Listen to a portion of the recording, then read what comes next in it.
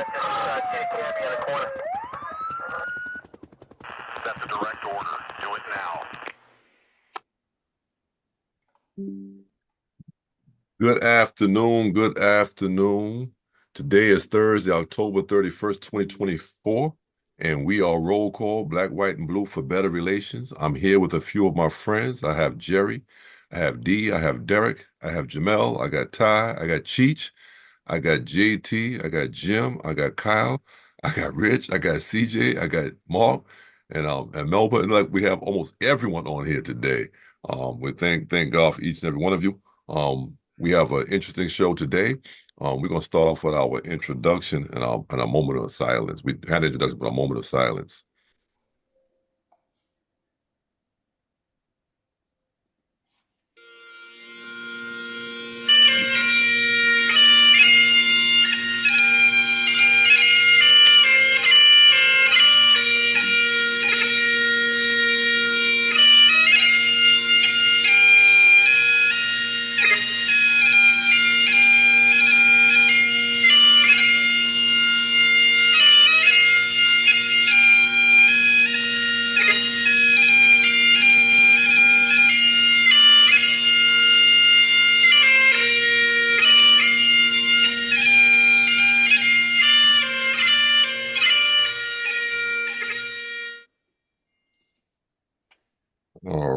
All right. We'll have our disclaimer coming from Kyle, and then our statement of purpose coming from Rich. Good afternoon, everybody. There's just a few things that Roll Call would like to make you aware of before we begin our presentation today.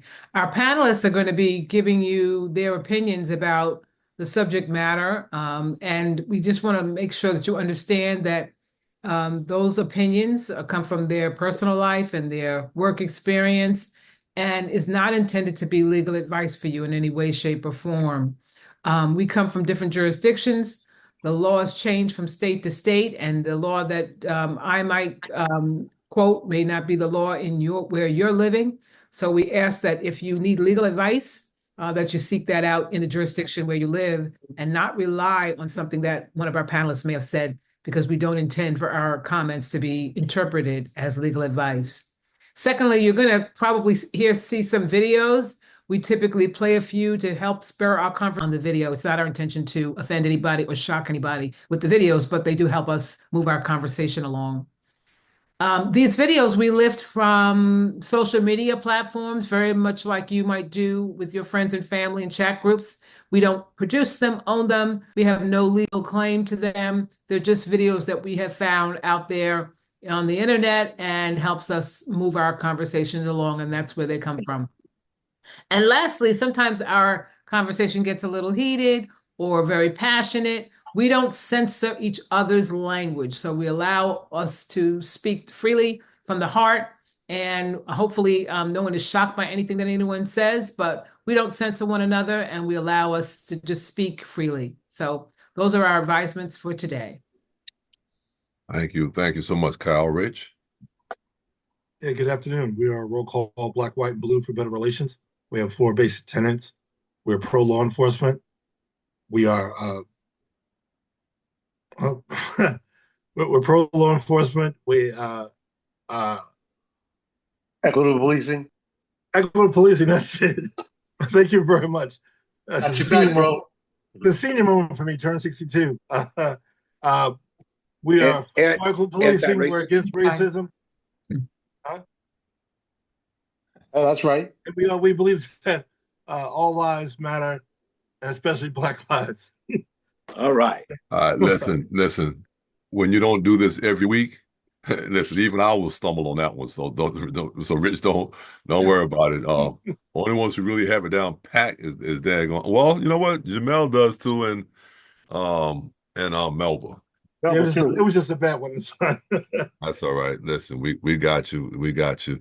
Listen, that intro and the moment of silence really hit me today for real, because of what I've been going through. I just want to just say to those who listen to us, you're looking at what you and I call Roll Call Black, White, and Blue for Better Relations.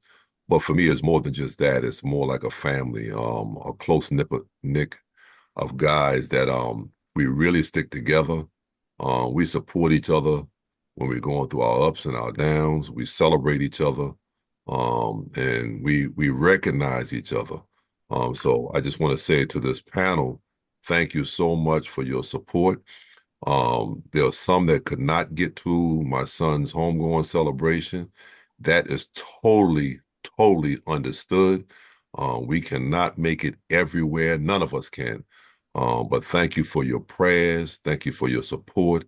Thank you for your calls. Thank you for your text messages. Thank you for anything that you have done to help us with this great burden of bidding a temporary farewell to our son. We say thank you so much. I'm trying to be as normal as possible going through this process, and that's what one of my mentors told me. He said, you can't do everything, but try to be as normal as possible so you don't go into a slump. And so that's why I try to keep it moving. So again, thank you guys so much. And while we're there, I just want to say we're praying for Cheech. If you're looking at the screen real close, you'll see Cheech is in a recovery center. You're on mute, Cheech, but In the hospital. all right. Well, I wasn't going to say that, but Cheech is in the hospital, and we're praying for Cheech. And listen, Cheech needs our prayers, and he has no shame in asking for them. And Amen. I have no shame in giving them to him as well. Whatsoever. So listen, we're praying for Dave. Dave just joined us. We're praying for David Kennard. He lost a cousin. So loss is a loss. We're praying for Dave as he goes through this. We're praying for JT and his wife Orlando. And today is Derek's wife Deirdre Parrish Williams' birthday. So we're gonna say happy birthday to Deirdre on today. And listen, Rich, was your wife's birthday last week? I think I remember. Yeah, 25th. We're praying for Isabel. Isabel's birthday was on the 25th. We're gonna keep her. We're gonna say happy birthday to Isabel as well. So that's how we do it over here. We try to remember our families and each other. So we try to do that. So I think that those are all my announcements get started. Does anyone else have anything that maybe I have forgotten? Because I can't remember everything.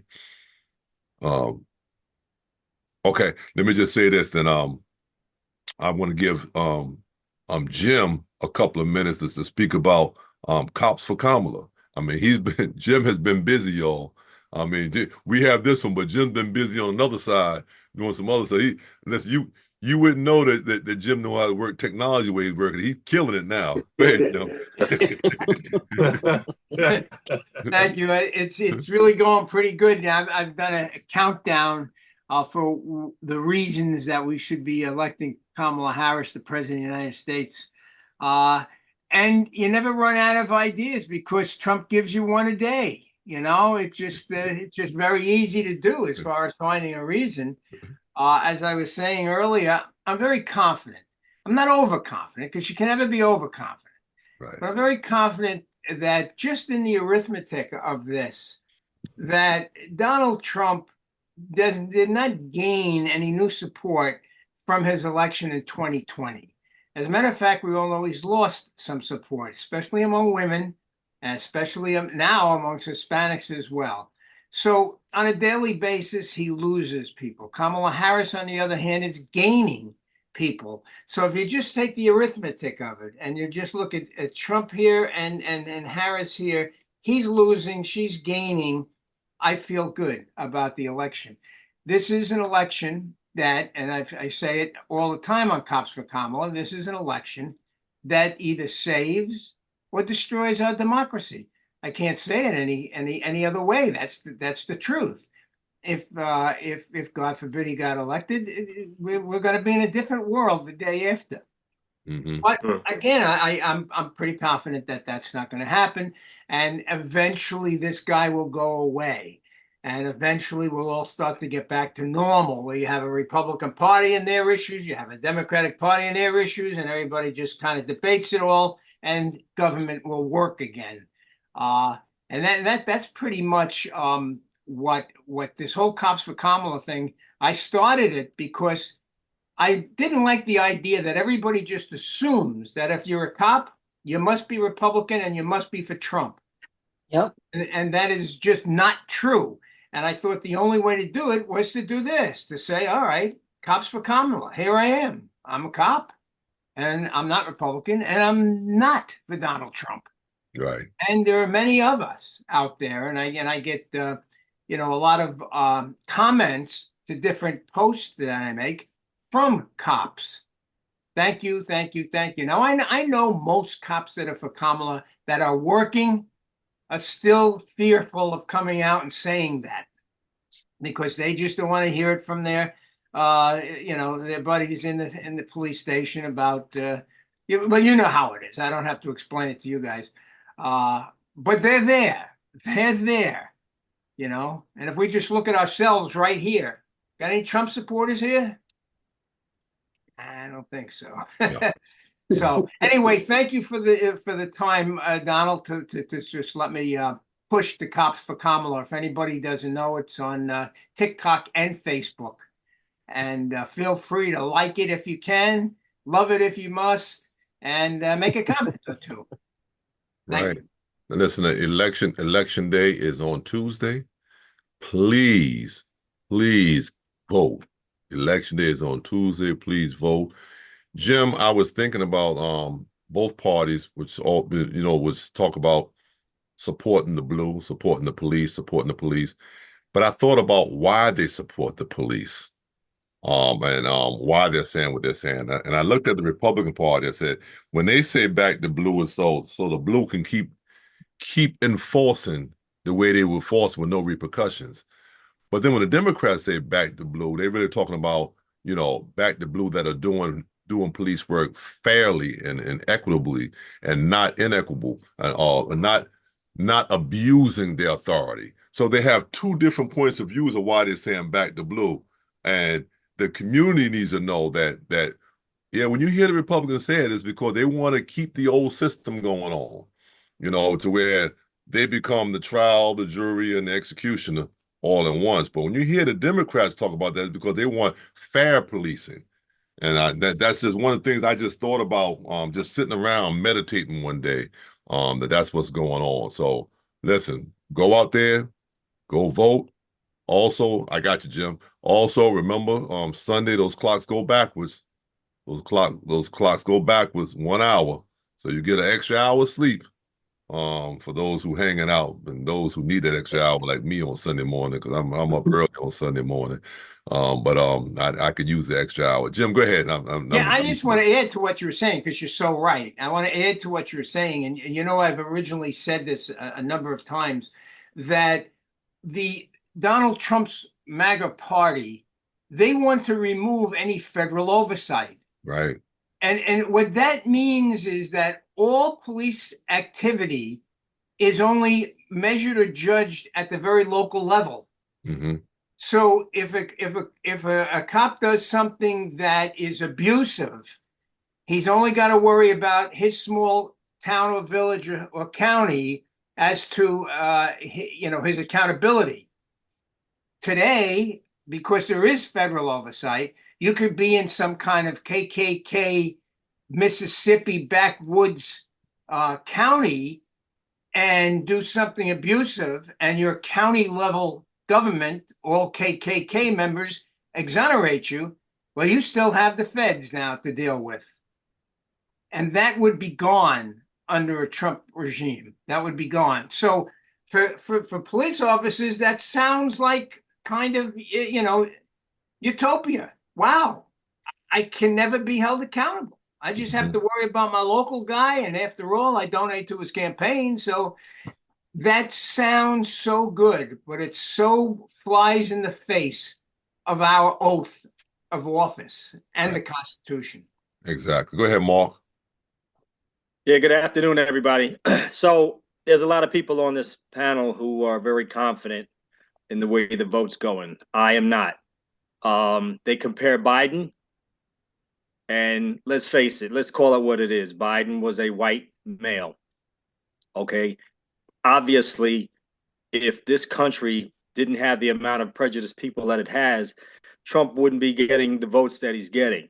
But because this country is the way it is, because there's so many people that are afraid to put their confidence into a black female. That is what scares me. So in saying that, don't sit around assuming that other people are going to vote and make the decision for you.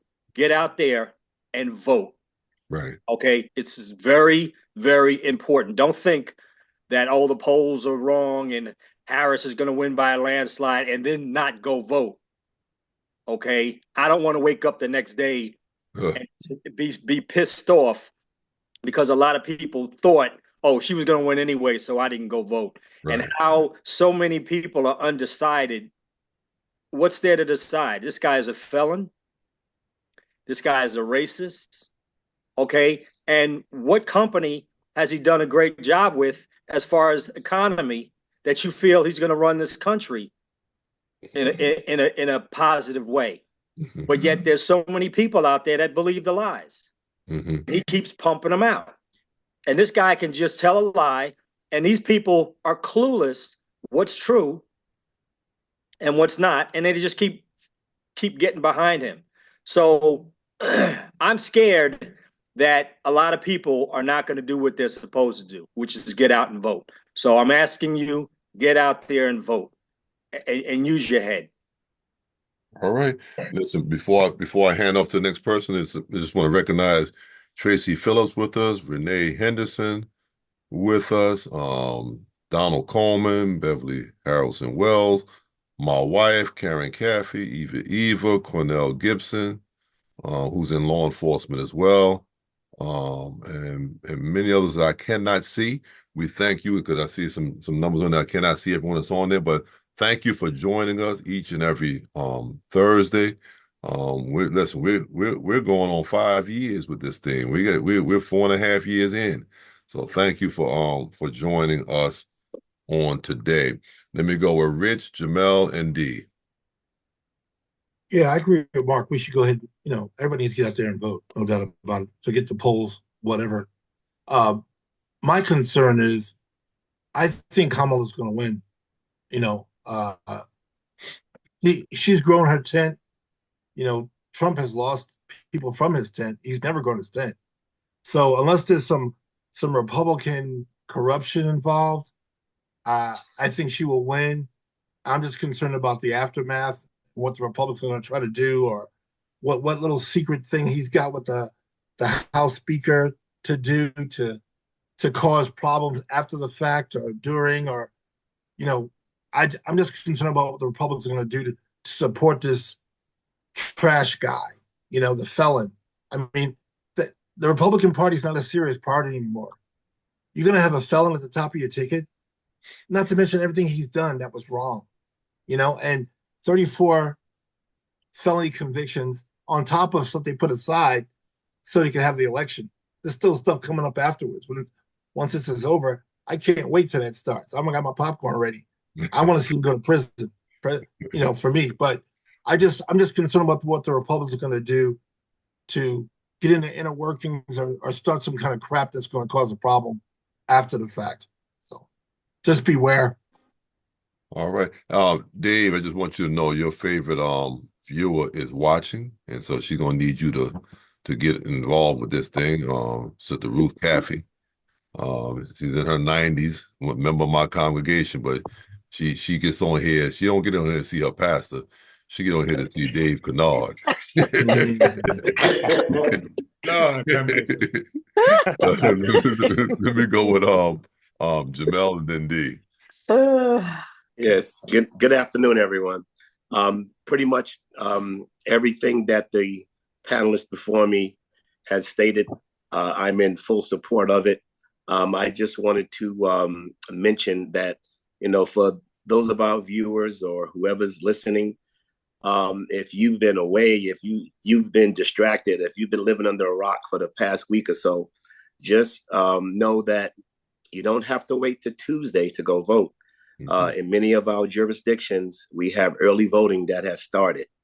So please, if you fear that on election day it's going to be a hordes of crowds out there, then take advantage of the early voting so that you don't have to be caught up in the big long lines that may be anticipated on election day. So please check with your local jurisdictions, find out the locations and times of early voting, and do your best to get out there and do your civic duty.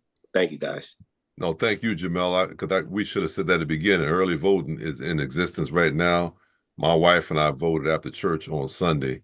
It started on Saturday, but the homegoing celebration was on Saturday, so we couldn't go vote then. But we did vote on Sunday, and the line we was in and out of there about 15 minutes. And the last time we voted for between Biden and Trump, we sat on this line on election day for about 3 hours. So let me just tell you, it's best to go now while the lines are short. Yes. You wait until election day, that's when a lot of people are going to go to vote. Those lines are going to be around the corner. People are trying to vote. Let me go with D and Dave. So welcome everybody. Good afternoon. Just looking around the room, it was awesome to see the support this weekend for Don, and to I was sitting next to Kyle, and Mr. Kyle, I'll call him now. So and right behind Ty. So Derek, well, I mean, we were together this weekend, and that's awesome things to see. And we just hope anything that we can do to support Don, we want to do. Let me say this really quick. I know we talked about early voting. Don just said something about early voting, and Jamel said he was early voting. And I thought I wanted to early vote this year. And I got this thing going on that I want to wait till the last minute because I want somebody to convince me, right? I always used to say that, convince me of something. You got an opportunity till election day, right? That morning. I like to go at 6:30 in the morning. I make a day of it. Get a cup of coffee, go out there early, get all dressed up, and go vote because it's my right. So I want to give you the opportunity up until the night before to convince me of something. And something happened this weekend that if I didn't have my mind made up, somebody made my mind up for me. I don't know. I know we were going to talk about this first, so I'll bring it up. There were a couple of rallies this weekend, and you have to be, let me say it, I'm trying to be nice. You have to be a certain type of individual to watch two distinctive different rallies. This being your country. I was born here, so I don't know. I take it a certain way. To have two different rallies of two different people running for president. And one rally, I'm totally 100% disgusted. And the other rally, I'm encouraged. I would have loved for it to have been flipped. I would love for it to have been encouraged more, encouraged less. But one, I was thoroughly disgusted with what was said. And the other one, I was encouraged. Now, I don't want to deal with, I want to be a objective voter. I don't want to deal with man, woman. I'm going to go into the great beyond right here. No feelings, no man, woman, white, black, old, young, rich, poor. Convince me. And if you're not convinced this weekend of which way you should go on Tuesday, I would really take a look at myself in the mirror. I understand you're affiliated with a certain amount of people, and I'm affiliated with law enforcement, everybody in this room. But if anybody in this room got on that stage this weekend and said what was said, I'd have a problem with you, and I love you. I'd have a huge problem with you, and I'd have a problem voting for you. I say that to say I know we want to be, we're separated. It's party and we're partisan. There's a time in all our lives, you want us as police officers to be able to step up, right? When we see something wrong and something not done properly, you want us to step up. You want to step out of that blue line or gray line. You want us to step out and you want us to speak up. I'm looking at everybody looking at this live right now. This is your time to step up. If you still want to be affiliated with that, as a human being, you're telling me something about yourself. We were going to talk about it If somebody in here can explain to me a country of trash, help me out. If you're still making these decisions based on what you heard, and I'm not talking about years and all your feelings of men, women, black, white, young, old, all your feelings. If you didn't hear what you heard this weekend and your decision's not clear, then you got to look in the mirror. That's between you and, well, let me leave that. Let me leave that alone. I'm going to go on from there. That's all I got. That's all I got. All right. All right. We're going to go with Dave, and then we'll go to the first video, D. Go ahead, Dave. Yeah, yeah. I'm not nervous about this election at all. Okay, I'm just gonna keep the faith and say there's more good than evil in this country. Okay. All right, but what D was going back to, shit, I go back to 1970, 72 when Nixon sued his father. I was a little boy and I couldn't stand his ass. I knew about him. He'd been disparaging black people and Latino folks his whole adult life. You know, now I don't see none of my Puerto Rican Trump supporters who are police officers on Facebook anymore. They disappeared on me. Got really quiet, right, Dave? They got quiet, brother. And I called them out. Where are you? I called them out. Disappeared on me. Okay? And then I got to hear this comedian singled out the one black guy out there who got no business at a Klan rally anyway, that he's out there eating watermelon. But he's at a Klan rally. You can't make this stuff up. And then the next day, everybody thinks, oh, Trump is going to come on and try to clean it up a little bit. He calls it was a love fest in Madison Square Garden. Yeah. A love fest. Man, let me tell you something. Former friends, former colleagues, I don't give a damn if you're my cousin. If you're a Trumper, cancel me out. You don't know me anymore. I'm done. Hey, listen, Dave, listen.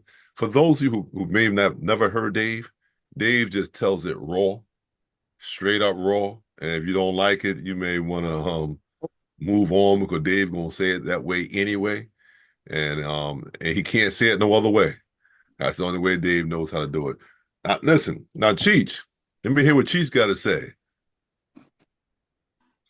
Yeah, I agree with Dave 100%, and he's right. I think my Puerto Rican brothers, we're all Latinos, but unfortunately, I think for a long time they tried to disassociate themselves from the Latino community, being that they're part of the United States, but they just realized that that doesn't make them part of the MAGA movement. They are not wanted, and they are not part of that, and they will never be liked there.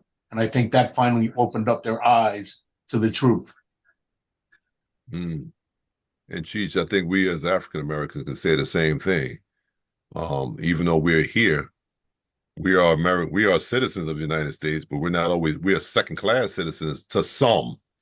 Let me just make that clear too, because I don't want no one to think that that we just think that it's always black against white. No, that's not what we're saying. We're really that will put us in the same position as they're in. So we're not saying that, but we do know how people feel about us as Black Americans, African Americans. We know how people feel about us, and I'm sure some of us feel the same way. You know, but my point is that America has a lot going on and are stepping on their own toes and going to hurt themselves. Biblically speaking, a house divided cannot stand. You know, just biblically speaking, that's anything. If in your own house, if husband and wives are on separate pages, something's going to happen. There's going to be a division taking place up in there. Even if it will come down to how you're going to raise your children. I mean, if it's divided, it's going to cause some problems. So I'm just putting that out there just so we'll keep that in mind. I'm going to ask that D will move to our first video. I think our first one was that the jaywalking or what? Okay, let's go. Sir. Yes, sir. You can set us up too, D. Okay. Yeah, our first video is going to take us to New York City here. Now I'm a believer in dog whistles, so I listen for the dog whistles. This is one of the main dog whistles here in New York City, and just take a look at the video, and we'll come back and talk about it. Still better look both ways, but it is now legal to jaywalk in New York City. Some New Yorkers have a little bit of a pep in their step after getting rid of the law. Yeah, while supporters hope that this move will rewrite the wrongs caused to communities of color, opponents are concerned about safety in the city. News 4's Gus Rosendale live in Hell's Kitchen looking at this debate. We see you back there, Gus. Here we are, 51st and 9th, and I have the light, so I'll cross, but I don't really need the light anymore, do I? You know, jaywalking was made illegal in, hey, how you doing? Okay, there you go. What we're talking about here, jaywalking made it illegal in New York back in 1958. That's when cars started to take over the roads for sure, and pedestrians were told to stay in their lane. But not anymore. We all know a red light is often just a mere suggestion for New Yorkers on foot. They gotta have some kind of middleman. Even Hollywood and New York native Dustin Hoffman knew back in the day. Hey, I'm walking here. I'm walking here. The term jaywalking almost seems redundant for many of us because it's simply how we walk. You thinking about jaywalking, maybe? Nah, I don't know. You don't break the law, do you? Never. You follow the rules. Follow the rules. You're a good man. You know they changed the rules though. Yeah, they did. You can jaywalk now. What? That's the new law. Yes, technically, it's been against the law as we walk against the light or cross in the middle of the street until now. Hey, jaywalking in New York, come on. Part of being here.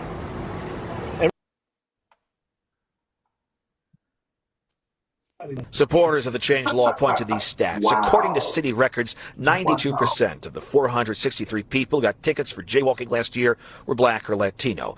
But opponents worried about safety point to these numbers from city transportation officials.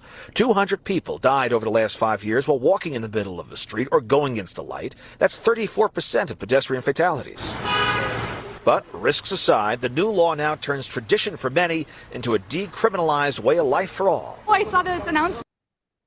Yes. Yeah. What do you think about that? I think it's great. I mean, You like to jaywalk? I like to jaywalk. Walk all over the place, right? You know. Yeah. Oh, you criminal, you. Sure. Well, not anymore, actually. No, now you're living a good life. You're on the right path now. Yeah, exactly. A familiar step moving in a now legal direction. The new law taking effect this week after Mayor Adams declined to veto it. We're live in Hell's Kitchen. I'm Gus Rosendale. News 4 New York. All right. Jim, your hand is up. The video wasn't even done. Your hand is up. Go ahead, Jim. I think if you just see that percentage, it speaks for itself. 92% Black and Hispanic citations given out. You know, I know, and we all know, and everybody out there listening knows that white people jaywalk as much as anybody else does. Mm-hmm. So how is it possible that 92% of its tickets are given out to Black and Hispanics? And could it be that it was just a way of subverting the restrictions on the stop and frisk? Mm-hmm. I throw it out there. Well, that's a great thought. I see Derek has his hands up. Let's see where he's going with it. Go ahead, Derek.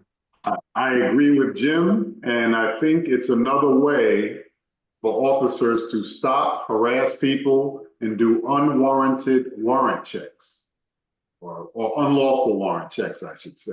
Because generally in New York City, when you stop someone, if you have a partner with you, if you're not alone, you are mandated to do a warrant check. What? And yeah. If you have a partner and you stop someone for a summons, you're mandated to do a warrant check. You actually call their name and date of birth over the radio, and Central checks them for a warrant. Yes. Wow. I didn't know that. So that is a way to try to pluck innocent people off the street. And obviously, the people they normally try to pluck off the street are minorities. So I'm glad I have a question, Derek. So my wife and I are walking down the street with my daughter. We're holding hands, and we cross the street the wrong way, but the light turns on, or they can stop me and warrant check me and my wife. Yes. That's crazy. Yes. And if you're in the subway, if they stop you for a summons in the subway, if the officer has a partner, mandated to do a warrant check. Mandated. They don't make it a mandatory thing with single officers because they don't want an officer by himself to be there with a possible perpetrator for a long period of time. But if you're with a partner, you have to call it in. Interesting. I didn't know that, and that's why it's important to those who are listening to us to know what and that's not even a law, that's a policy, really. That's a policy, right? Within New York City, when you probably wouldn't know the policies, but just to understand what goes on in your community, you really need to understand what goes on, and you usually can find some of that out if you go to community meetings and stuff like that. Right. And of course, I've been retired nearly 15 years now, but that was the policy when I retired. So I'm assuming it's the same. All right. Cheech? Yeah, my wife was actually a victim of this. Well, not a victim because she did not get a summons. She just got a stern talking to. But she jaywalked. She had no idea that it was illegal. In her country, she was born in El Salvador. That's normal, to cross the street. And it is unfortunate you get hit, but I think in New York, it's like a Frogger game. You know how to do it, and New Yorkers know how to cross the street and hopefully not get hit. But like you guys said, it's a way of picking and choosing who you're going to stop for doing it, and those numbers say a big picture of what the reasoning behind it is. So taking that law away, I think, is a great thing. It's a level playing field for us out there that gets stopped more often for something like that. Okay. Jerry. Hi, good afternoon. I'm coming from a totally different perspective, and I was in San Francisco, and I approached the curb and put one foot into the street, and all of a sudden the brakes started happening, and I was like, oh my God, oh my God, oh my God. And I'm freaking out. Why? Because in California, you step in the street, you're walking, they stop. I don't know if that's recently changed, but I was shocked because I mean, all traffic just came to a complete halt, and I'm like, and it was because I was approaching the intersection. So, as we say, all jurisdictions are different, and what people care about is different. And I found that I was so shocked, but the friends that I were with were from Cali, and they were like, oh, no, pedestrians have the right of way here. Jerry, let me say that. Let me say this along with that. If you go out there with my churches in Southampton or the Hamptons area out east, if you're at a crosswalk and you step into that crosswalk, you better stop. You better stop because there's someone out there looking to make sure that you do stop. So, and that's still on Long Island. Other parts of Long Island, ain't nobody even thinking about it. You walking a crosswalk, you may be up in the air, because someone's not paying attention. But you go out east, and a pedestrian steps in that crosswalk, you better be stepping on those brakes. And that's how it is out that way. And that's totally different. And I live in Suffolk County, and that's in different part of Suffolk County. Rich and Jamel.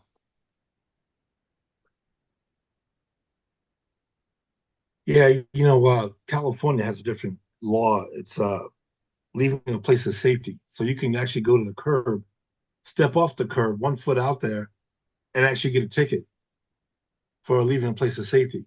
The law says no pedestrian may suddenly leave a curb or other place of safety and walk or run into the path of a vehicle that is so close as to constitute an immediate hazard. So you can get a ticket for leaving a place of safety here in California. And I've seen it done. I've not assigned anybody for that, but I've seen officers do it. And I don't know. I think it's kind of chintzy, but that's the law. But if you're in the crosswalk, everything's got to stop. If you're in the crosswalk, so it's a give and take there. But that's how it is in Cali. One more addition now. That's New York City, you guys. Don't think that's all of New York State, because it's still a law in many other places in the state of New York. So that's New York City. All right, Jamel. Yes, sir.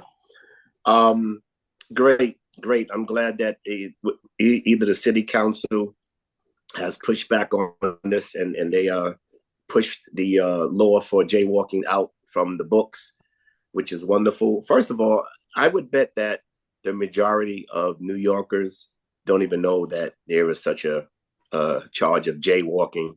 And, you know, they either see other people jaywalking and they feel that it's something that is normally done in the city. So why are the police hassling us about it? Of course, it was put on the books for whatever reason it was, but be that as it may, it was just asinine that they had that on the books for such a long time. Anyway, but you know, I'm just glad that they removed it because, like I said, many New Yorkers, many people who are in New York City, they did not know that existed, and you know, they were being stopped, you know, by police and you know, given summonses, you know, for something that you know they really had no knowledge of. So again, I'm glad that the city council took that off the books, and of course, Mayor Adams, he's not going to veto it.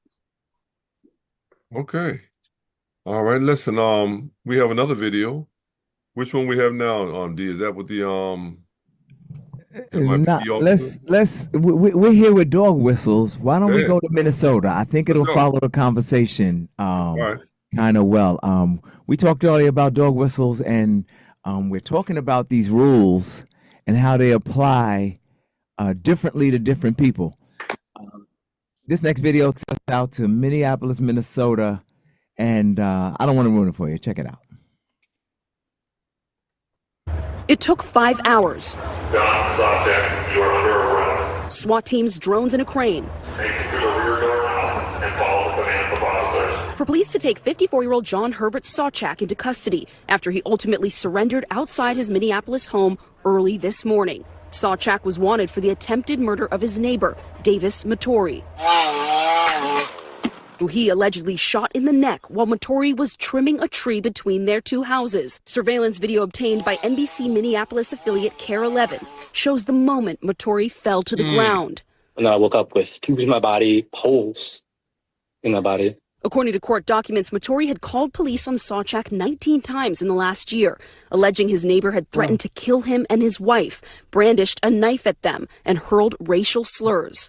Stay away from me. You don't know what you're doing. Stay away. Try it again then, tough guy. Stay away. You can't throw a punch, can you? Police say they began surveilling Sawchuk after reports of harassment. But even after the shooting, they did not move to arrest Sawchuk for several days, citing his mental illness, possession of a firearm, and knowledge of explosives. We are not going to bust the door down, guns blazing, and get into a deadly force situation. But we will ensure the community will be safe. As pressure to act ramped up, police say they contacted Sawchuk's family to gather information about his mental health issues, consulted with a psychiatrist, and had crisis negotiators attempt to contact him. Hopefully, it'll end peacefully and he'll get the help he needs. Mattori, who was hospitalized with a fractured spine, ribs, and a concussion, struggling to come to terms with that explanation.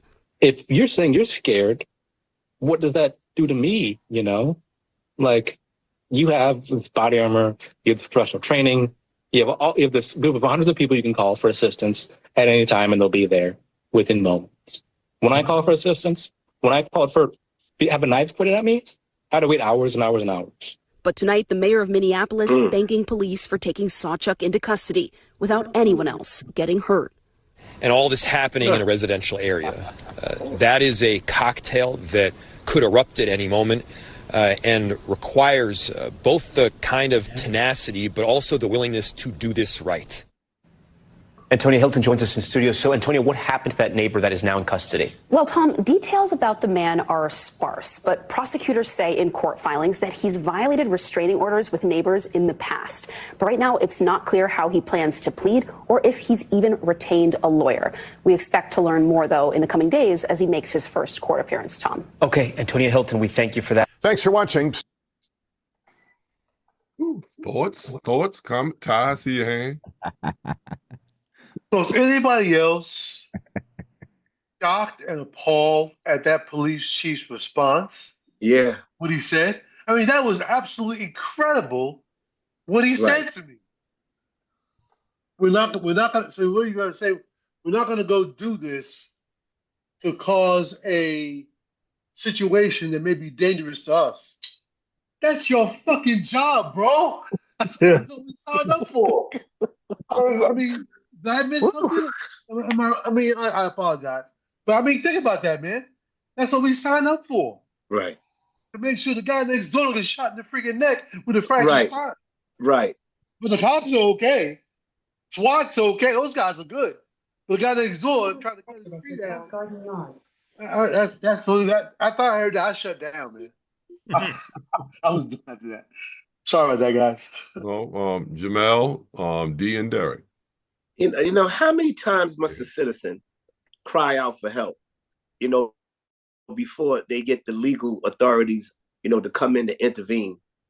I mean, they've already said that this guy violated so many restraining orders in the past, so they got a history on this guy already.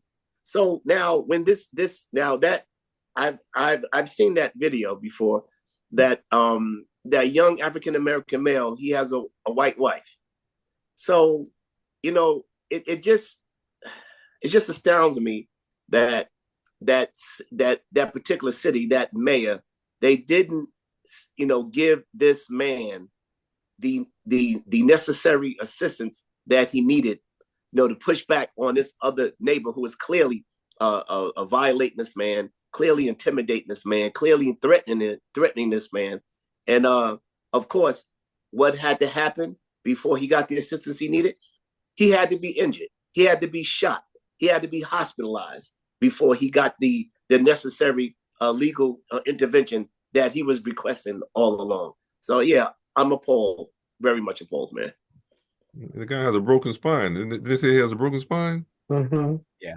I mean, come on. Broken vertebrae. Yeah. D? 5 days. That gentleman got shot in the neck, and it took the police 5 days.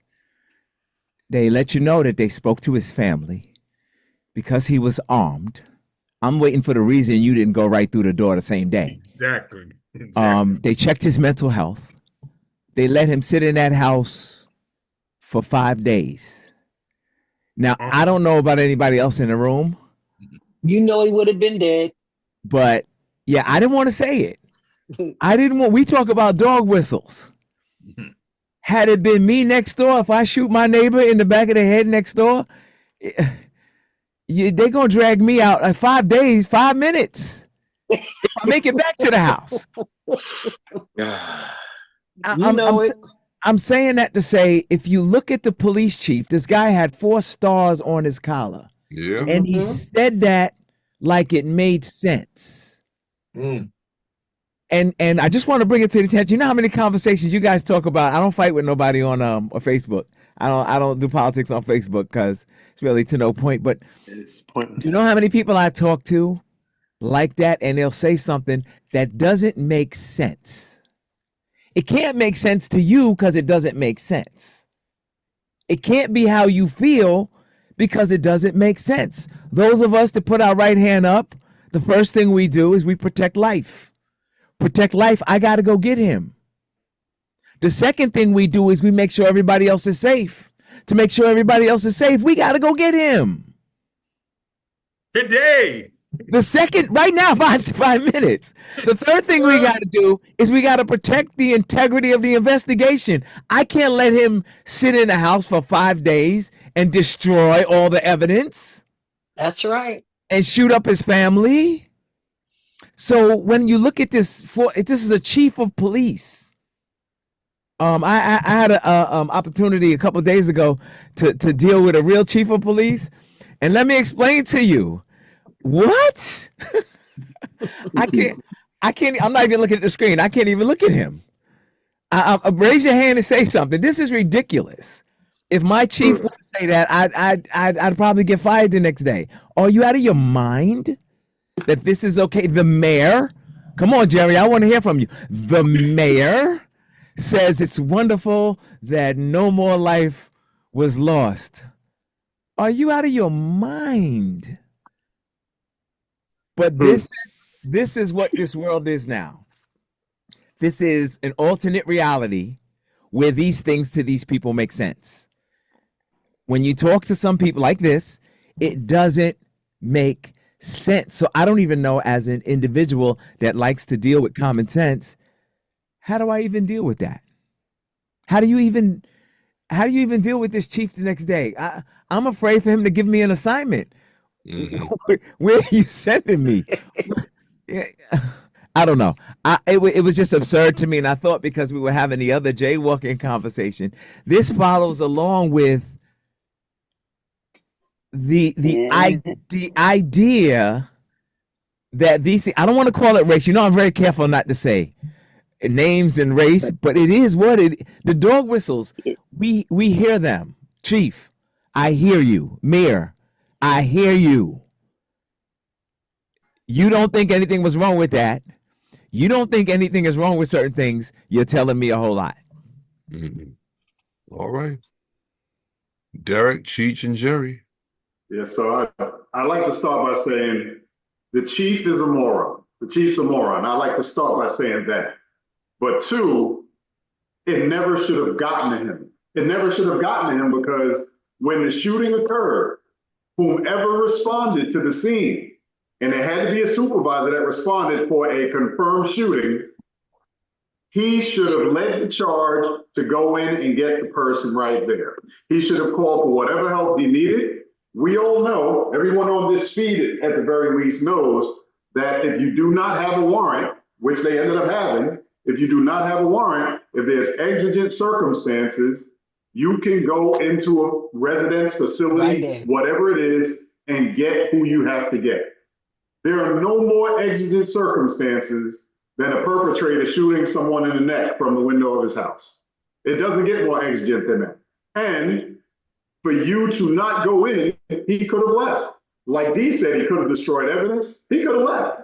He could have fled town. But no one should have left that scene other than whoever was accompanying the injured to the hospital. No one should have left that scene until that guy was brought out of the house, dead or alive. However you bring him out, dead or alive, he should have been brought out right then. And it never should have gotten to the chief or the mayor. The mayor should have been talking about what occurred after the initial shooting. That's what he should have been talking about. But the SWAT team should have been there. If it was a 12-year-old black girl that threatened the white neighbor, the SWAT team would have busted that door down. Come on. And for a confirmed shooter who's in his house, nothing happens for 5 days. It's incredible. It's incredible. And the sad part is the bias isn't even hidden. But that's all I have to say. Cheech? Yeah, Dee and Derek touched on all the points that I was gonna make. I mean, this chief is a moron. Guns blazing. Hello, shots were fired already. You know, you didn't have to wait for anything else, like you said. They're already blazing, right, G? Yeah, the shots were already fired. You got to go in and get this guy. You know, I mean, and then to leave him in there for 5 days. I mean, best case scenario, he takes off. Worst case scenario, he barricades himself. He's building a fortress. He's stocking up, you know, making his own bullets inside the house, making a homemade bomb, setting up booby traps for the SWAT team that's going to come in. Wow. I'm like, what the hell? 5 days gives this guy a lot of time to really booby trap that house. Or do it again. That can happen. How about do it again, Cheech? You know? Yeah. You know? And how were you keeping the community safe? Did you surround that house and keep it surrounded for 5 days? That I didn't understand either when he said that, well, we were keeping the community safe. That's why I was. You have a man inside a house that is shooting. That's an active shooter. I don't get it. Derek said it best, moron. Hey, Cheech, he wasn't keeping the community safe. He was keeping his own ass safe. Yeah. He was keeping his officers safe, not the community, his officers. Yeah, that's what happened at the school shooting, where they wouldn't go in because they were protecting themselves and not going in for that active shooter. You know, so Jerry, I love to hear what Jerry has to say. We got to get Jerry talk. Come on, Jerry. Yeah, the only thing that I was thinking of was the community aspect of it. They're saying they know the guy's got weapons, he's got explosives in his house, and you're going to sit on it. Like he could blow up the entire freaking community. He could have just imploded blocks because they already knew he was crazy. They had how many times did they had warrants? It was like 17, they said? 19. 19? Yeah. Hello? Absolutely no excuse for any of that. And is this not where we started, the city where we started this from in the first place? Minnesota. With our cop on our guy's neck. Isn't this that same? Mm-hmm. May not be the same city, but I'm thinking where become yep. You crazy. Again, as you say, the cops evidently still haven't learned anything. We've been doing this 4 years now. Minnesota's still doing stupid stuff. Well, you have maybe mayor, but you have it. You have it, Jerry. JT. Hold Hey, put your seatbelts on. Hey. Put your seatbelt on. Thank everybody for the prayers for me and my wife. Do you think there would have been any difference if that guy had shot a cop and not an innocent bystander? Do you think that moron would have still had his fucking job? Yeah. All hell would have broken loose if a cop was shot. House would have been level. All hell would have broken loose. House would have been Only if he level. was white. No, Yes, it doesn't matter. that was my next. Who said that? They would have gone in guns blazing. CJ said it, JT. CJ. Thank you, CJ. You always got my back. That's what I was going to say again. What if it was a white guy he shot? You think they would have took 4 or 5 days and maybe 6?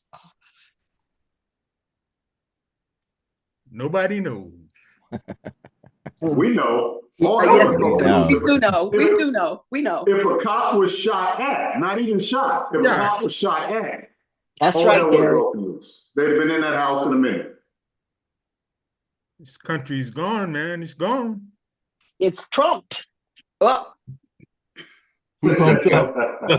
That's what's that? wrong with this country. It's trumped. Wow. Who said trumped up? that was a good one. That was a good one. I like that one. I like that one. Okay. All right.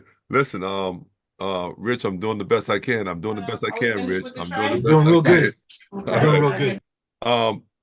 D, we have another one. I know we had one with the Yeah, this goes along with this conversation is running good because the videos are just following suit. So earlier this morning, we had a New York State trooper here on Long Island get shot just trying to help somebody. Let's take a look. Wow. Inez, thank you. We're following this story developing this morning. New York State Police are searching for a gunman who shot one of their own troopers on the Southern State Parkway in Nassau County. The trooper is now hospitalized. Good Day's Lizette Nunez live at Nassau University Medical Center in East Meadow, where he is recovering. Lizette, good morning.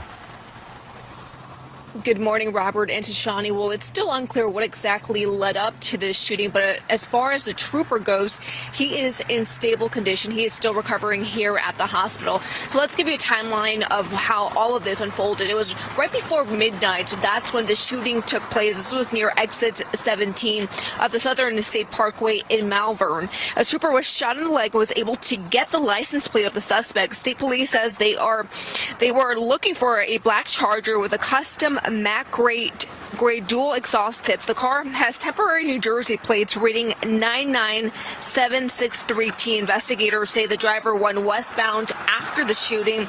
And here is some of the audio as the trooper called for help. Shot fired.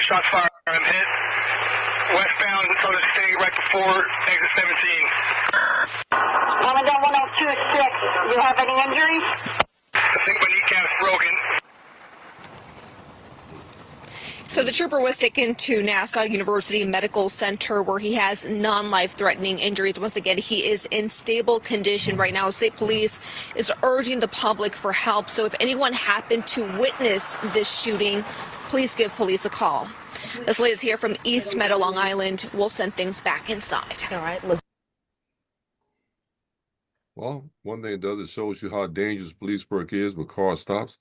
I'm gonna let D hit it because I know D's ready to say something because he's retired from the state police. All right, really quick. That was Trooper Thomas. I think you pronounce his name Massia, 27 years old. Was on the state police since 2019. We've done it when I was out there on the road working. It's a disabled vehicle. The vehicle was partially in the roadway, so he pulls up, activates his lights, and the guy gets out shooting, and then takes off and pulls away. I like this video because it shows how the training kicked in. He's I don't know if he's shot in the kneecap, or us when we run for cover, we getting out of the way of shots. A lot of things get broken, so not really sure. But no matter how he got hurt, he was able to give out the information. Apparently, there was a paper plate. When you buy a car temporarily in another state, Pennsylvania, New Jersey, they give you those white plates with just a number on it. So there's not a specific plate, but he did get the number. I just want to say for anybody watching, if you know anybody who is on the Southern State Parkway at that time, we always talk every week about having cameras in your car. I've put out a couple of possible cameras. A couple guys got able to witness the cameras in the car this week. You got to have them. It saves lives. It saves so many things go on that you don't know it goes on, and you're there, and you could have saved lives. And we talking about this guy just shot at a law enforcement officer and shot a law enforcement officer. To me, there's no higher level of what you will do. So that person needs to be brought to justice as soon as possible. They put out a description of the vehicle. It was kind of vague, but yeah, keep your eyes open. These things can happen, and this guy's just trying to help. We usually deal with police interaction. I'm trying to help a car from getting hit in the left lane, and I end up taking a bullet to my leg. So I'm hoping for a speedy recovery. Most of us are familiar with that area because we all worked out there, know exactly where we're talking about, and how dangerous that can be, a car partially in the roadway around that curve at 17. We know that curve is taking a lot of lives. So that's it. That's all I got. I want to piggyback on D right quick, Donald, if you don't mind. Okay, does your hand work? No, for some reason I got to fix it, but I apologize. All right. Okay, go ahead. So I want to clarify to the listening audience, D is not saying that cops are more important or better than the average citizen. D is saying that a person that will shoot at a police officer who is trained to shoot, who they know has a weapon, will shoot back. If he'll shoot at a cop, he'll shoot at anybody. And that's what D is. I just want to make sure that people, because I got a big argument with somebody one time. He said, so you mean? I know, man. He said, I got a gun. I'm a cop. So what's he going to do to you? You know what I mean? So that's all I want to say. Now, I'll get my mind fixed there, Tom. There was a question asked, and Kyle answered online. Why did they take him to Mercy Hospital instead of why did they take him to Mercy instead of Nassau University Medical Center? And she said because the Trauma One Center, the emergency department is the best in the area for trauma. Good answer. And let me see. Tracy Phillips asked, "Do you think it was a setup?" I don't think so. Off the top of my head, I don't know why he was pulled over. I mean, I don't know, but I don't know. I don't think so though. That's just my gut feeling. That's not what happened. I don't know. I just don't think so. Anyone has a comment on that? Anybody? I would just say really quick, as an investigator, I'm gonna go where the investigation takes me. Immediately, it's a trooper shot. I'm gonna deal with that. But wherever the evidence takes you, everybody wants to Monday morning quarterback jump up. This is what it is. That's not the way you do investigations. Then you're gonna be wrong. And 9 times out of 10, you're gonna be wrong. You're not gonna guess at it. This is not a guessing game. Those of us in the room, come on, Dave. Those of us in the room, we don't guess at all. The evidence takes us somewhere. That's where we go. Whether it's fun, it's nice, it's blue, it's not blue, whatever the case may be. So I had heard those questions today. Whoa, there's something. Yep, whatever you want to think, you can think. Me, where the evidence takes me. There's a certain way I'm gonna do this thing, whether it's gonna be a, what did they say, a setup, whether it's a gang initiation. I'm gonna find all that out because of the way I'm gonna handle the investigation. That's all I want to say. Well, you just answered another thing because David Van Cleef said, could this be a gang initiation scenario? It could be. It could be. I mean, all those things are possible, and I'm just gonna go with D. Wherever the evidence takes him, wherever the investigation takes him, is where he's going. I saw Jim's hand. Jim? Yeah, I was just gonna piggyback on D because he's right. I mean, the investigation, whichever way it goes, I would put setup probably down a little bit lower on a scale of because he took one shot and then took off. Usually, if it's going to be a setup, he was going to finish the job. But obviously, the investigators will turn over every rock until they find out the thing. The first thing is you got to catch him. Once you catch him, everything else will fall into place of why he did it. I mean, generally speaking, for those listening out there, the first reason is usually because he is running from something, hiding something, or he has just committed a crime or something like that that scared him with the cop, shot at him and took off. That's usually the top reason that would have happened. Right. Let me just say this because Jim said that for those who are listening to us, don't think that the police know everything. A lot of times the police are stopping you for one reason, but you think they know what you just did. Right. And that's not the case. Is Cheech rolling?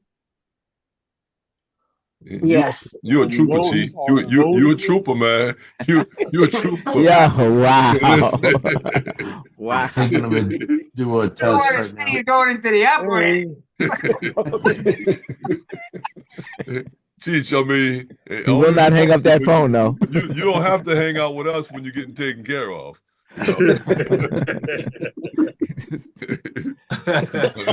Wow. So is Cheech rolling? Yeah, I'm like, wait a minute, what am I looking at over here? And I'm like, wait a minute. We're getting seasick, though. Yeah, but God bless you, right. Chief. Listen, okay. Glad the shooter aimed low and not sent a mass. David Van Cleef said, "Glad the shooter aimed low and not sent a mass." Yeah, well, he probably did aim send a mass, and just didn't do it. And I say that seriously because David, I shot my weapon one time running from some pit bulls, and about 8 of them right behind me, and I missed all 8. I ain't hit one of them. You tore up some dirt. And I know. Listen, and the thing is, I was an expert shooter. I mean, Ty will tell you, I get 100 range. Yeah, Dog 100 range. That's right. You take me to the range in a controlled situation. I got you. I'll get you 100. Yeah. But that kind of situation, and I'm running, and I'm scared. I didn't even listen. I didn't use sights or nothing. I just stepped back and just pointed back, and I knew I was going to hit something. All I hit was cement. These cool. He was shooting like this, D. Yeah, there's let me say this real quick. There's an exercise. We do our shooting and we have all the great scores. Everybody's expert shooters. They got bars and they're like, I'm a great shooter. And then I remember, I think it was 2007 or 8. They instituted, okay, but you guys gonna have to run to the bridge and come back and then shoot. Yeah. And then we watch the scores. Is it different when you're in a situation because that mimics a high tension situation? I know we have this TV mindset is different when you're in it. Send a mass, all of those things. Send a mass, I'm gonna ricochet and I'm gonna shoot. All that that sounds real nice. Unless somebody's shooting at you, then it changes the game a little bit. And Don, you said it right. That's what it's like sometimes. Be school. We had to push the target, step back, and do 3 steps, and people were missing the target. Yeah. Because they had to do one thing and then step back. It was crazy. Changes the game. Yeah. I see you, Mark. Yeah, I was just gonna say, in those situations, adrenaline can be your worst enemy. Because your heart's pumping. And your adrenaline's taking over your body. So it's hard to recontrol your body when that adrenaline is pumping. Yeah, I absolutely. 100%. Let me see. D, I know you have another one. Yeah, yeah, oh yeah. Come on. We got ones. We got ones. We have You know some what? lined up. I'm Well, gonna call an audible. We're gonna play Mark's. Now, Mark, I'm gonna need you to set yours up only because I didn't have a chance to set it up, but I do have it, so I'm gonna play it. I don't know if you wanted to set it up. Come on, you. There he is. Yeah, How you gonna ask me? How you gonna volunteer me first and then ask me? That's how I do it. I see that. He ready. He ready. Go ahead. That's what the chief would do, right, Donald? That's what the chief does. Yeah. Okay. The chief write the order and call you and tell you it's out there already. We'll play it, and then Mark, you can tell us what's going on here. How you doing? 210 76th Ave.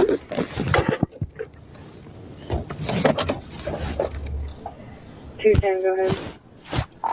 Be on 197 southbound on the 50 bridge.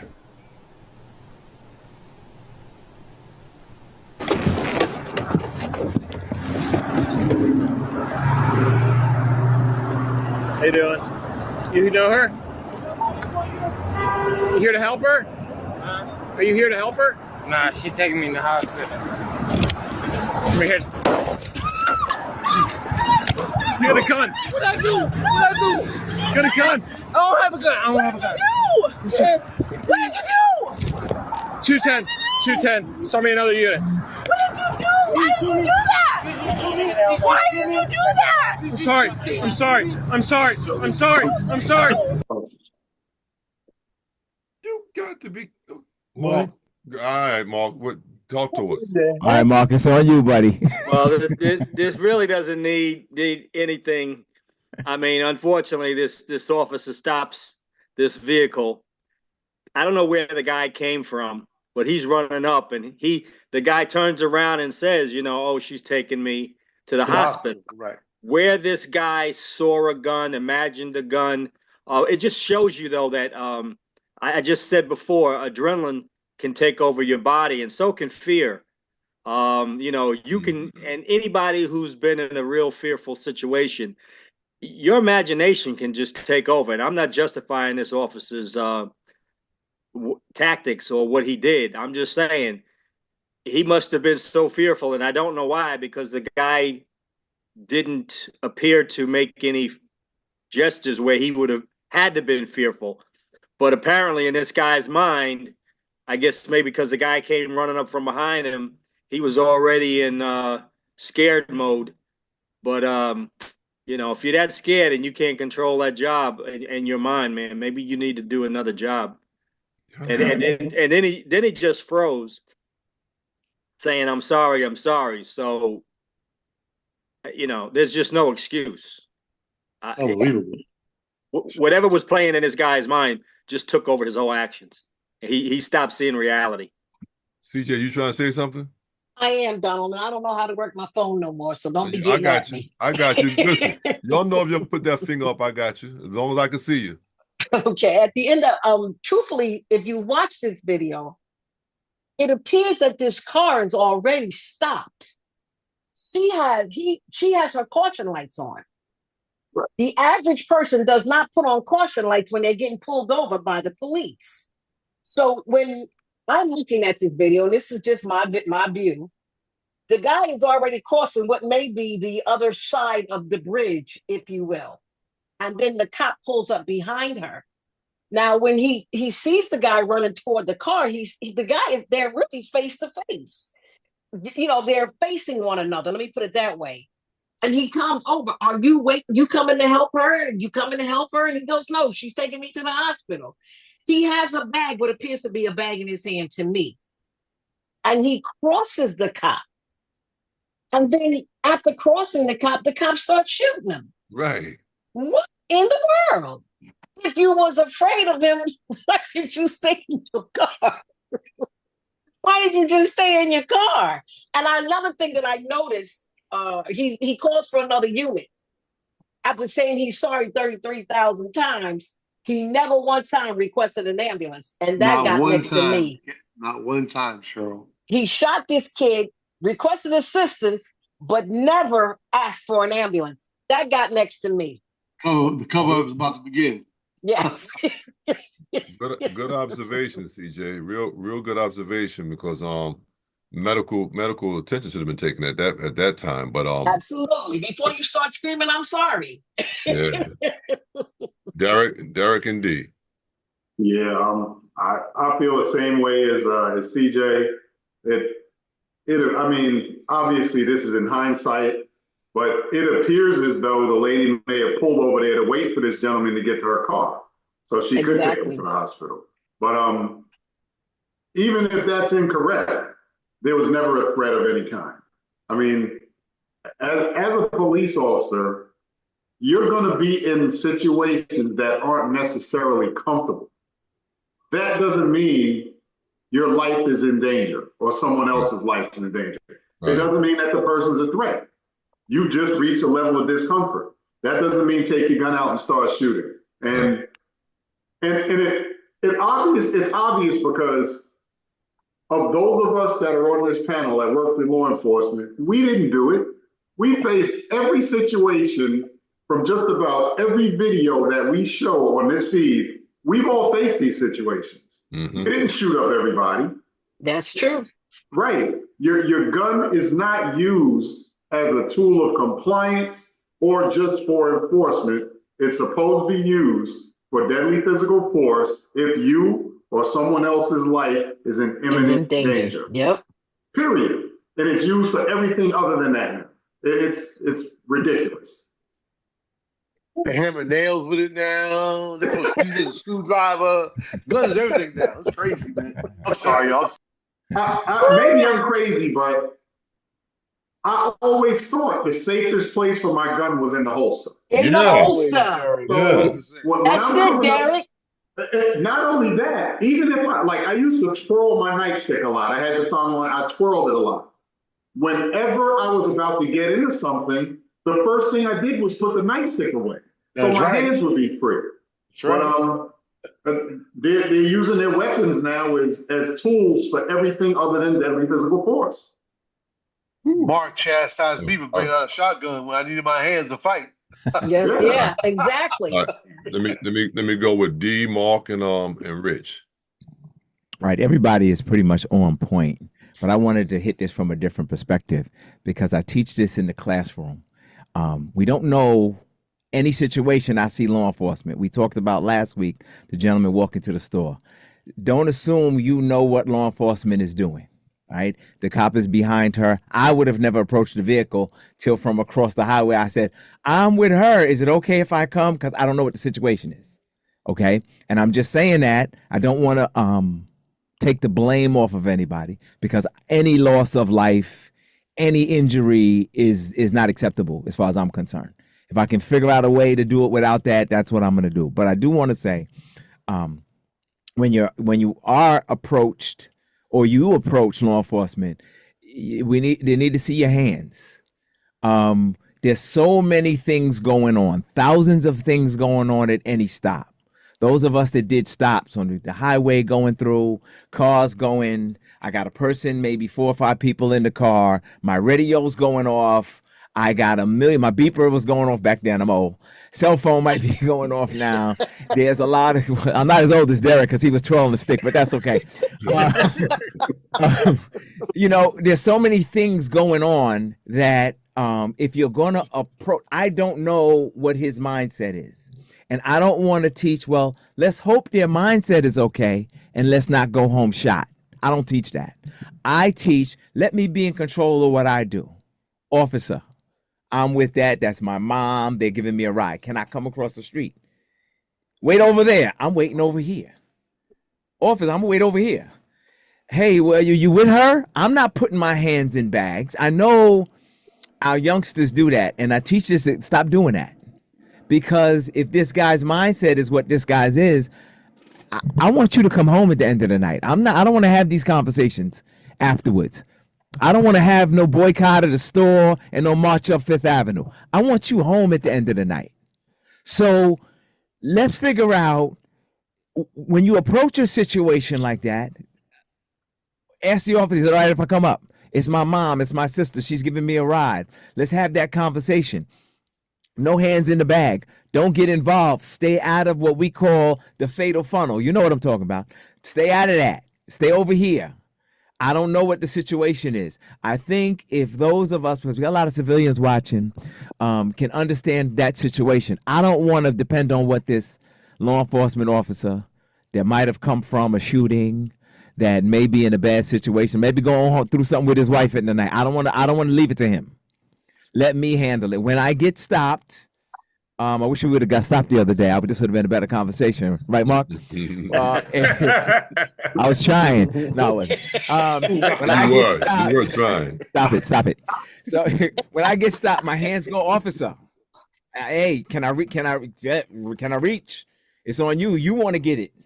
Go, you know what I mean? So these are the mindset, because I don't know what that guy's going through, and he is a human being, and in this moment, because he was sorry afterwards, he wasn't going through something he should have been going through, and now we got a loss of life. So I would like to dial it back maybe 2 steps and teach that, hey, don't cross that street. I know you want to ride, you got to get to work, but have a conversation with that officer across the road. He was going to the hospital, D. I get it. I get it. Seconds might save his life. I'm going to the that's what you know what I mean. Now I'm really going to the hospital. 10 seconds would save his life. Now I got an ambulance. Now I got to ride. You know what I mean? So the mindset is, I get it. He's hurt. He's trying to get there, but at the same time, I understand when law enforcement is involved, it's so many different nuances that we have to teach people to pay attention to those nuances. Not just I want him to know. Well, he should know what I'm doing, or he should know that I'm hurt. Because now we got a kid with I don't know. Mark, do you know the result of this? Does this guy did he make it? No, I don't know the result. So I don't want that. I don't want that. I would rather put him in my car and take him to the hospital. That's just me. But all right, listen, we're coming to an end. And I know Derek is last, but Jim has got his hand up, so we're gonna go with Jim, Mark, Rich, and Derek. And boop. Yeah, the only thing I have to say is, I don't disagree with you, but training the civilian population is not going to happen. You know, we get trained. We go through the training in service. We're the ones that it's our responsibility. I don't disagree that the public, for their own safety, should do the things that you say. I agree 100%. It's just that it's really not practical to be done, because the people that are listening to us now, they'll know now. But, you know, the millions and millions of others that have contact with the police will not know. The onus is really on us. That's all. All right. Mark, and maybe one of you guys can answer before we go there. Lance Lopsy wants to know, well, not that he wants to know, he says that nightsticks aren't allowed anymore. Aren't allowed anymore, which I never heard that before, but I'm gonna let y'all do you guys something on that? No. I'm that's Derek. Derek's old. Get Derek. All right, so let me go between Mark, Jim, and Derek. We'll get the answer. Go ahead, Mark. Yeah, D pretty much covered everything I was going to say. You know, as civilians, we do have to be mindful of when we approach police officers that are doing their job. You know, you don't run up to a fireman who's fighting a fire. You know, so it's just you got to use common sense as a civilian too. You can't just be excused because you're a civilian. If a police officer's in the act of doing something, we've seen other videos where the guy was shooting at the officer, and the officer was trying to push somebody back so they didn't get hit. So, you know, I understand what you're saying, Jim, the training part, but there's a common sense part that civilians out there have kind of forgotten, because everybody wants to watch, everybody wants to videotape, everybody wants to run up and I'm free to do whatever I want. World star. So no, you're not. And common sense ain't common, Mark. Sometimes it takes. I'm sorry. Common sense isn't common. No, but it needs to be, because these things happen. I had a situation real quick with an officer, and I ran up and I reached to grab my ID, and he had to. This was years ago, and he told me, you know, hey, be careful reaching around your back. And I'm like, you know what? Yeah, you're absolutely right. So it happens to us. The question that you had, Don, was what again? About nightsticks. Yeah, it depends on the department. Hempstead, for instance, we went to the expandable batons. So you probably won't see it until we open it up, and then it expands into a baton. Before that, we had a Salayaton, and before that, we had the nightsticks. I believe certain departments still may allow you to use nightsticks, but I don't know if they've actually outruled them. But it's department to department. Right, which is what I thought anyway. I just want one of you guys that retired after me to address that. Rich and Derek. Yeah, real quick. You know, as soon as I saw that, it just took me back to Philando Castillo. I mean, the officer was so hyped up at his door. I mean, Philando was just sitting there. He had a CCW. He was armed. He didn't do anything, and the cop just shot him. And I'm thinking, this is another thing where what is he seeing? What's going on in his head that he's going to fire? The fact that the guy's armed, and he knows he's armed. So, I mean, I just don't understand that. I've never understood that shooting, but that these kind of things fall in that same chasm. You know, that is like, what? You just don't understand it. Because I don't know what that officer saw. Like I said, the video, I would need to see it again to really understand it. But you guys are saying he reached into a bag as he was going to the car. He had a bag. We didn't see that. Yeah. But He had a bag in his the hand. guy was in front of him heading towards the car. He didn't turn around or confront the officer, and the officer just shot him. So it's in that crazy category. Why did you do it? You know, and of course he was sorry because he realized, wait, I messed up. And then the Castillo shooting, the guy was so hyped up even contacting them, and it was a calm situation, you know. And then he shot and killed him right in front of his 4-year-old in the back seat, Rich. Yeah. Girlfriend screaming, 4-year-old in the back seat. He gets shot. He's got a CCW. He didn't do anything wrong, but you know that's it just went back to that particular case. And lastly, I'll say, your choice is a prosecutor or a felon. By the time we come back next Thursday, we'll have a new president. So absolutely make the right choice. Let's go with the prosecutor. Right choice. and Rich, and also Castillo told him he had a weapon. Yes. He actually told him I have a weapon. So He wasn't hitting. He won't do anything to lose his carry permit because it's hard to get it back. So he was a perfect person not to shoot. Exactly. You know what I mean? Exactly. Hey, Derek, Donald. yes. I'm sorry. Who's next? Derek is, but you go ahead and then Derek's gonna close us out. Okay, so I'm real quick. One of our spectators, I forgot her name. Hold on. I'm going to go back to her. Thank you for helping too. Let me see who you may be talking about. Beverly Halston Wells says mail-in voting should be done now. I'm going to tell you guys, if you have not mailed in your ballots, do not depend on the snail mail to get your ballot to where it is. Mm-hmm. Renee Henderson says absentee ballots can be taken to polling sites and dropped in the box. I'm going to tell you, snail mail is not working. So if you have put a mailing ballot, if you have a mailing ballot, I'm going to tell you to find your nearest ballot at one of these polling sites in order to drop your ballot and have it counted. I'm just wanting Kamala to win, so y'all just help a sister out. All right, and I don't trust either one of them because where was it where they burned up the that was in Washington and Oregon. Yeah, Washington. Okay, Oregon. well they burned up a whole lot of them. I'm like, nope, I'm behind. But you know, Donald, I was a little pissed about that too. But I thought, the biggest thing I could say about that is some of his might have been in there too. Oh, that's true. That's true. But I'm not worried about some of his. I want mine to count. Me too. I'm with you. Go ahead. Go ahead. I'm sorry, Derek. I hope we didn't throw you off too far, but go ahead. No problem. I just wanted to say that I agree with Jim. We know that police officers make mistakes. We could call them mistakes. Some might call them bad decisions. And we were the ones trained to do the job. We can't hold civilians to the fire for going about their day as normal as possible. This guy didn't do anything untoward. He came across the street. He told the officer, she's taking me to the hospital. He turned his back and walked toward the car. All perfectly normal behavior. It takes a concerted effort for an officer to reach down, unlock his gun from the lever, pull it out, point it, put your finger on the trigger and pull it.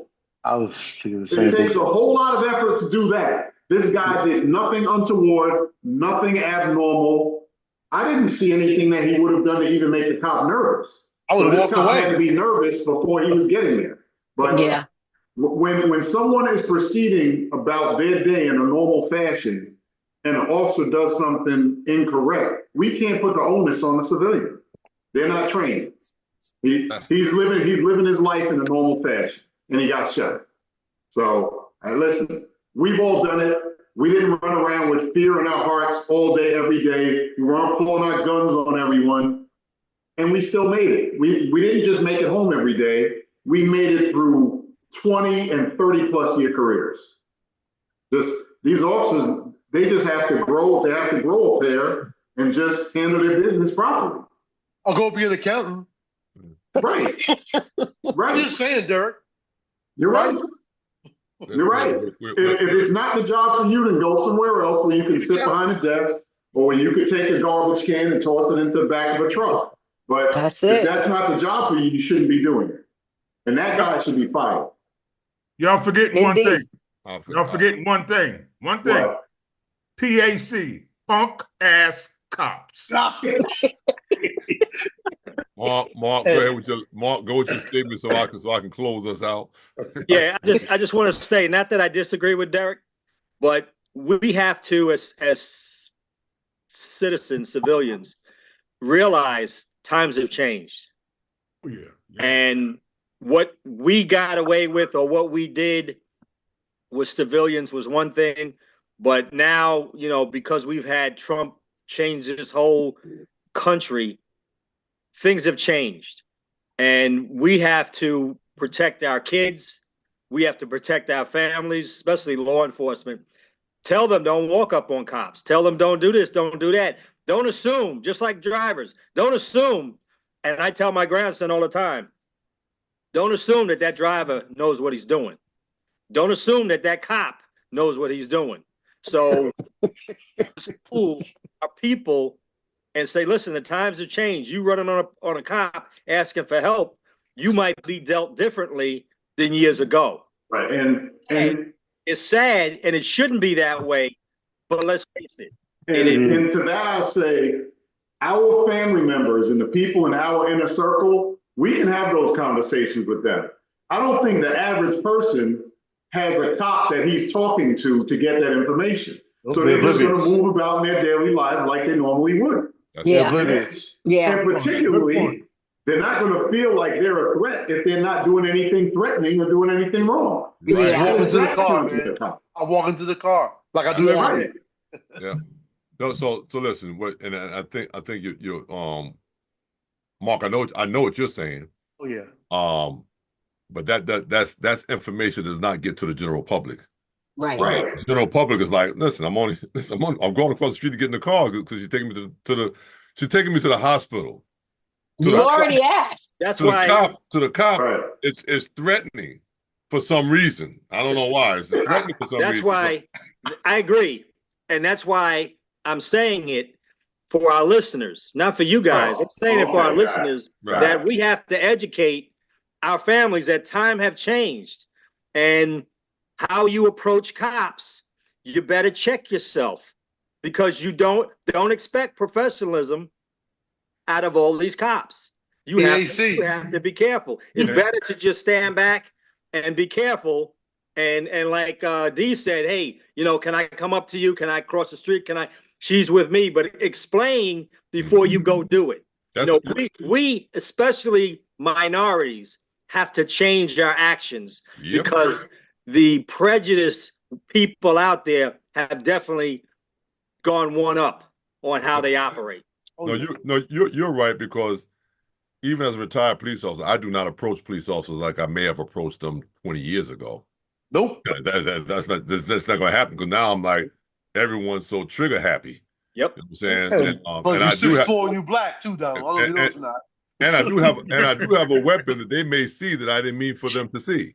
Right. Yeah. So there's a whole lot to this thing, to where now I'm more of a good witness than your help.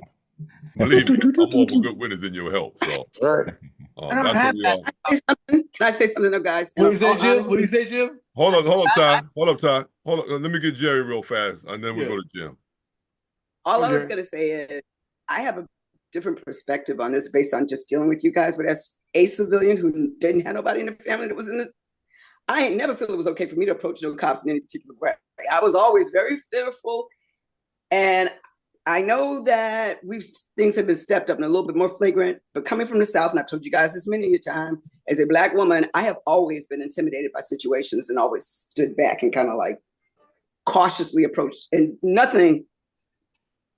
Yeah, I was like this all the time, clutching. Jim, and then we gotta go, y'all. Jim, and we gotta go. Don't y'all try nothing else. No, I'm just going to say I don't have that problem. Imagine that, Jim. Imagine that. Hey, listen, guys, this is what we're gonna do. We're gonna take a vote to vote Jim off the show. I'm opposed to that, Donald. I vote no. I'm gonna mail in my ballot. I vote no. That was great. That was great, Jim. That was perfect. I'm watching you how you vote. I'm watching. No, you're not, because we're gonna block your video. No, on a serious note, thank you guys for today. You guys helped me more than you even know. Because you allowed me to at least hang out with you guys and try to be as normal as I can be. And when my mind is off things, it helps me out a whole lot. So thank you for one, and then thank you guys that are on Facebook Live. Thank you for joining us, and thank you for your participation. Too bad we didn't have a good boy video at the end because we were doing so much talking. I was gonna try to get one up in there, but everybody was like, we have anyone that knows Zoom, there is a place over here for you to raise your hand. I think everybody on here forgot where the hand is, but we're good to go. I think Cheech has something to say. He has his hand video up off, but he has something to say. As a matter of fact, I turned his video off because I didn't want everyone looking at him rolling through the hospital. Yeah, his pajamas. Cheech, go ahead. We'll give you that opportunity, and then we'll go. I just wanted to say that it's your strength and faith that made me want to be here today. After watching that service, I was like, there's no way I'm missing this today. You know, if you can stand there and speak the way you did, and it was so powerful, I'm like, I got to be here. Oh, so thank you. Thank you, Cheech. And know that we are praying for you. Yes. We're praying for you, and I want you to keep the faith. We serve a God that's a healer. He can heal. He can heal. Amen. And let me just say that even if he doesn't, he's still good. That's Absolutely. right. All right. So let me just keep that in mind. Listen, thank you all for joining us. We're gonna go off the air. I see you, Mark Breeze Williams. Thank you for joining us. David Van Cleef was watching us. I know Donald Coleman, Lee Little from Hempstead, Terry Hammond. What? Right, T. Hammond in the building. All right. Tracy Phillips. Who else we got here? Renee Washington Gardner. Oh, she's the new moderator of United Missionary Baptist Convention in New York City. Deirdre Parrish, happy birthday, Deirdre. Happy birthday, Deirdre. Happy birthday to you. Happy birthday, Deirdre. Eric Jones, Lance Lopsy. Thank you. I see some new names on here. Thank you for joining us. Karen Caffey, Ruth Caffey, Donald Coleman, Eva, Melissa Sutherland Moss. Thank you all for joining us. My wife, Sylvia Butler, we thank you guys for joining us today. And if it's God's will, we'll see you on next week. Let us pray. God, our Father, we thank you again for being God and being God all by yourself. We thank you for this time that we had together, those who joined us through Facebook Live and those who are on this panel. But right now, God, we're praying for Cheech, who's in the hospital right now. We're asking, God, that you would touch his body. We're praying to God you'll put doctors and nurses and all those around him that are able to help and assist, because God, we know that they practice medicine, but we know that you don't practice medicine, you heal. So we're putting him in your hands to heal his body and take care of him and his family. Bless us all collectively and individually. Be with us and keep us from all hurt, harm, and danger. We thank you now. In Jesus' name we pray. Amen. Amen. Amen. Hey, Donald.